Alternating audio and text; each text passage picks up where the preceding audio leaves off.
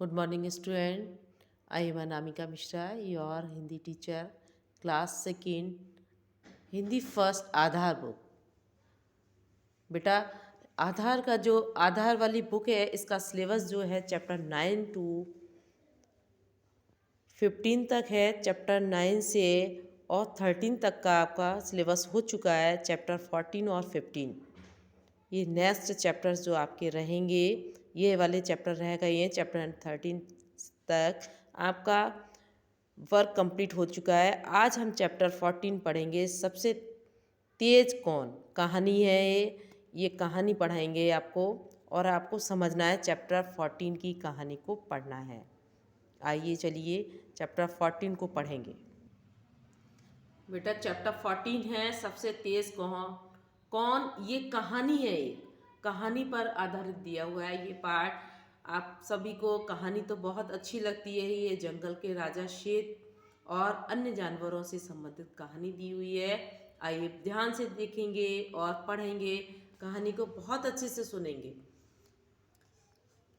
एक दिन जंगल के राजा शेर के मन में यह प्रश्न उठा।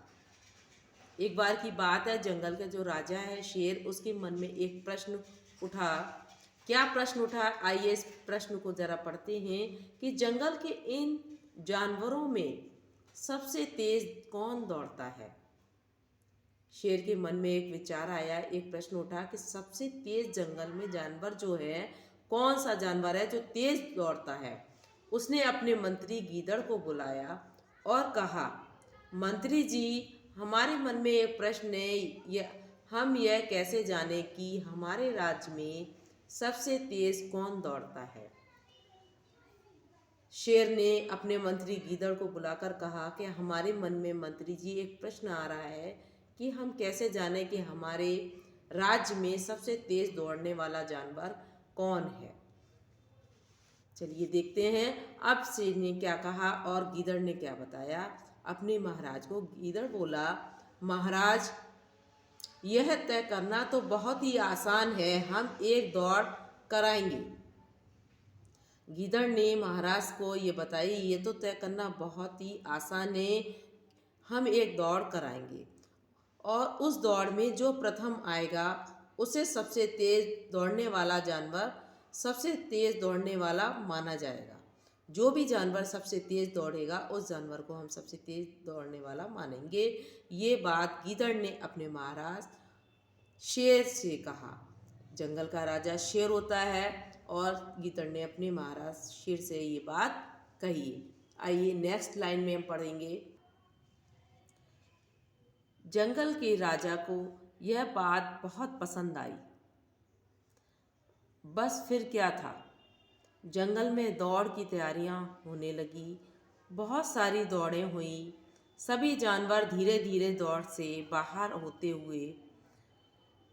गए। एक एक जानवर दौड़ता गया और दौड़ दौड़ के वो जानवरों को अलग बाहर होते गए। अंत में बचे चीता और बारहसिंगा। सभी जानवरों के बीच में जब दौड़ हुई थी, अंत में कौन बचा बेटा, चीता और बारहसिंगा। चीता और बारहसिंगा की अब दौड़ होना बाकी रह गई थी। अंतिम दौड़ की तैयारी होने लगी। जब अंतिम दौड़ की तैयारी होने लगी तब फिर दौड़ का वह दिन आया। उस समय उस दिन कौन सा वार था, रविवार था। जंगल में छुट्टी थी, सारे जानवर इकट्ठे हुए थे। चीता और बारहसिंगा दौड़ के लिए तैयार थे। देखिए अंतिम जो दौड़ जो चीता और बारहसिंगा के बीच में होनी थी, यही दो जानवर बचे थे। बाकी सब जानवर जो थे, सारे जानवर इकट्ठे हो गए थे और उस दिन रविवार था, जंगल में छुट्टी थी। एक बड़े नीम के पेड़ के पास से दौड़ शुरू हुई।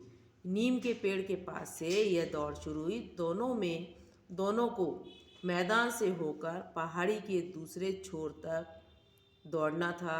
दौड़ के अंत वाले स्थान पर गीदड़ और उसके साथियों को खड़ा किया गया था। ये जो दौड़ होना था, कहाँ से शुरू हुई थी, नीम के पेड़ के पास से शुरू हुई और पहाड़ी के दूसरे छोर तक, दूसरे छोर यानी कि किनारे, जो दूसरा किनारा था वहाँ तक दौड़ना था। दौड़ के अंत वाले स्थान पर गीदड़ और उसके साथियों को खड़ा किया गया था। खरगोश झंडा लिए नीम के पेड़ के पास खड़ा हुआ था। उसने झंडा हिलाते हुए कहा, रेडी स्टडी गो। जो खरगोश था, जंगल का सबसे छोटा जानवर, वो झंडा हिलाते हुए नीम के पेड़ के पास खड़ा हुआ था, झंडा को हिला रहा था और कहा उसने, रेडी स्टडी गो।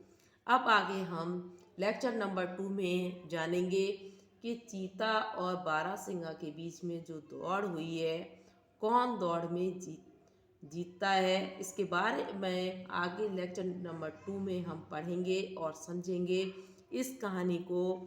आइए इस कहानी को लेक्चर नंबर 2 में अब देखेंगे। Thanks student.